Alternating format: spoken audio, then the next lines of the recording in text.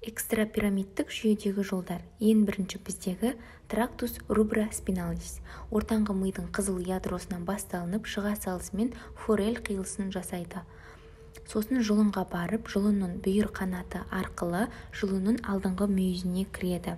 Негізгі қызметі бүгуді активтейді, жазуды ингибирлейді.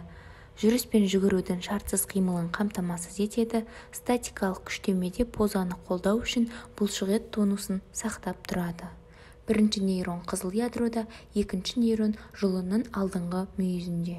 Екінші трактус текта спиналис.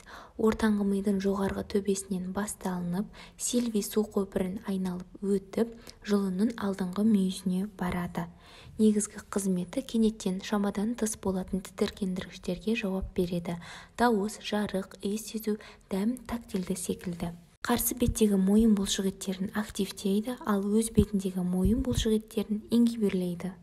Трактус вестибула спиналис. Көпірдегі вестибулалық ядролардан басталынып, яғни латералды, медиалды ядролар болады. Олардың аттары Дейтерс, Бехтеров, Швальбе ядроларынан басталып, жұлынның алдыңғы мүйізіне келеді.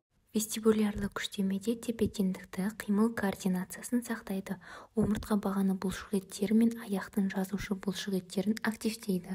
Трактус ретикула спиналис. Көпірдің ретикулярлы формация жасушаларынан басталып, жұлынның алдыңғы мүйізінде аяқталады. Бұлшықет тонусын қолдайды.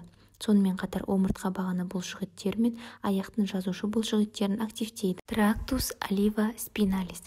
Сопақша мидың олива ядросынан басталып, жұлынның алдыңғы мүйізінде аяқталады. Аяқ жазушы бұлшықеттерін ингибирлейді.